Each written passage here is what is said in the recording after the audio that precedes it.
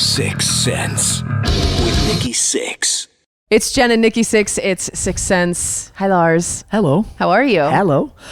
I'm fabulous, thank you. You're very busy. This is the first show we've played in about 9 months or so, and we played a small show for a friend in January, but it's the first big rock show we've played in 9 months, so it's getting the groove back, and a few meet and greets, and a Make-A-Wish kid, lovely family, cool. Lovely family from New Jersey. Juan was his name, great 18-year-old kid, and we did our meet and greet, and I went over and saw Sepultura, and my wife's family is my wife is from Las Vegas, actually, one of only 3 people actually born and bred in Las Vegas, and so we have family here. So we were in yesterday hanging out and doing the family thing, and have had a chill day in Vegas, and now it's rock and roll and interviews and meet and greets and all that good stuff. Back to the chaos. There you Did go. you guys rehearse for this show? We rehearse as little as possible. Yeah. But we do occasionally throw something in there. We've been working a lot, basically for about the last 4 or 5 months on new songs and kind of writing and stuff. So for us, increasingly as we get older, rehearsal is really not how does Seek and Destroy go, but more sort of staying in shape, staying kind of, I guess you'd call it like match fit, or kind of say sort of limber. Right. He said limber, loose, you don't sort want of to freeze up. Yeah, stay in shape. So it's about Stage ready. eating yogurt and blueberries, and it's about running, and it's about playing and kind of staying in shape, maybe more so than how does For Whom the Bell Tolls start, that kind of thing. So we've been playing a lot the last few months, and there's a couple songs that we dusted off the back catalog a few days ago. One we haven't played for some time, and a couple things that we don't play very often. So it's keep changing up as often as we can. So we have rehearsed a little bit, yes. So your set list is not steady. It kind of changes depending on where you are. I am proud to look you in the eye and say since 2004, we haven't played the same set list twice. Parentheses, apart from the movie shoot. When we shot the movie, we kind of stuck to the same set list. But other than that movie shoot, we haven't played the same set list twice in over 10 years. Wow. I didn't know that. That's fascinating. How do you pick where to grab from? Like, who picks that? All of you? It's borderline math. I get these, I have people that we have basically all the set lists that we've played. Yeah. And so what we do when we roll into cities, tonight we're in Phoenix, and tomorrow we're here. So the last 5 times we played in Phoenix, here are the set list. And you have the backlist of all this. Yeah, so we always play different set lists and try to do different songs and stuff like that. And when we were on the Death Magnetic tour, I think we played over 60 songs. We had about 60 or 70 songs that we could play more or less at any given time. And so 2 things to try to vary it a lot, because there's a lot of fans that travel with us right. I've seen continuously. And we basically said, don't play the same set list. So every night, let's bring that one out, and let's bring that one, and so on. So it keeps us on our toes, and keeps it hopefully interesting for the couple thousand people that really follow this, at another level. Yeah. So it's cool. I think more importantly, it just keeps. I think nowadays, if we were going out and playing the same set list every night, it would get real monotonous. And so it's one way for us. I mean, obviously, I say that loosely, but it's better for us to sort of mix it up every night and put different songs in different places, so you don't get too complacent, Yeah, absolutely. Are you thinking about maybe playing any of the new ones over the summer? You're doing a couple festivals and. Yeah, I mean, we wrote a song. One of the new songs is called "Lords of Summer." We played that around Europe last year. I don't think we played it in America yet. So tonight. We're gonna play that tonight. Nice. That'll be good. And we have a bunch of other new songs that we may throw out there at some point. It's just we sort of know most of them. Some of them are different levels of lyrical development.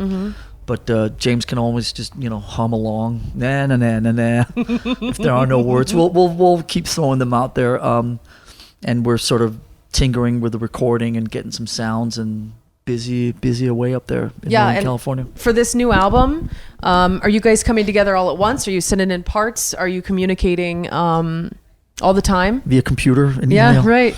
No, we live too close to each other to do that. No, we grind down to we have an HQ, a studio, and I live 10 minutes from there. Hetfield lives 10 minutes from there. The kids kind of go to school in the same area. Trujillo's in LA, but he is the actual number one frequent flyer on Southwest Airlines. Grinds up and down all the time. But no, we don't phone it in. Yeah. Or at least not that part. Yeah, right. We don't work like that. No, we're all in the room, and working and writing and kind of doing it face to face. Where do you get your music? Where do I get my music? I guess a couple of different answers. I have 3 kids. 2 of them tell me a lot of what I should listen to. Right. Okay, number 1. So I read, kind of what people talk about and read blogs. And if I think generally probably if I read enough about, like, let's say this band Royal Blood. Right. Just started reading about them.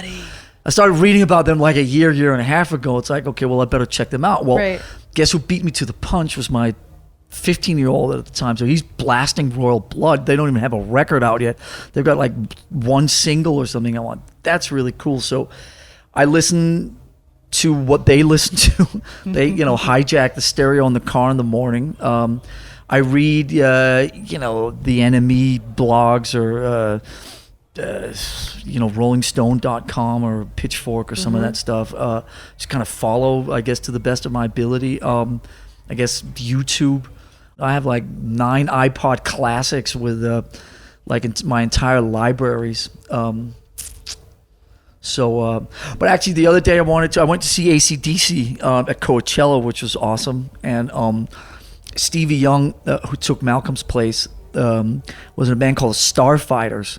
And that's one of the, and I may be wrong on this, but as far as I can tell, it's one of the only rock records ever made that's not available on CD, at least not officially on CD.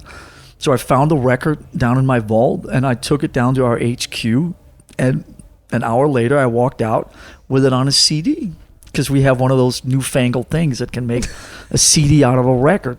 So there you go. Did you see the Kurt Cobain documentary? Yes, I did. What did you think?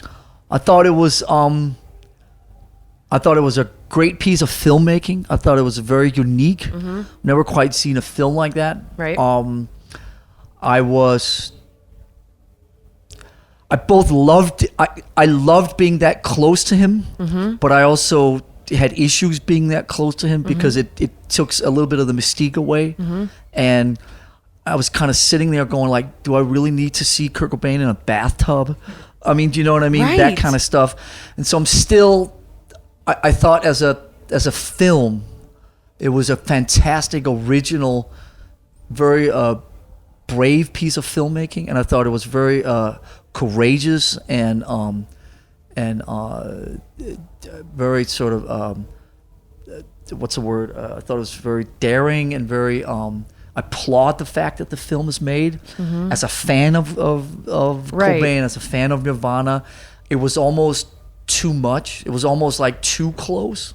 Do you know That's what I mean? What Because I now, thought. next time there's no mystique left. I hear "Come as You Are" or one of those songs, I'll still sit there and think of him in a bathtub of him shaving. Right. Or, that scene at the end where he's holding Frances and some of that stuff, which was challenging to watch. Right. So when you walked away from it, how did you feel? I literally just saw it like 3-4 days ago. I'm not sure I have a sort of conclusive kind of thing yet. I'm still putting it together. I'd like to see it again. Did you like how they did the cartoon?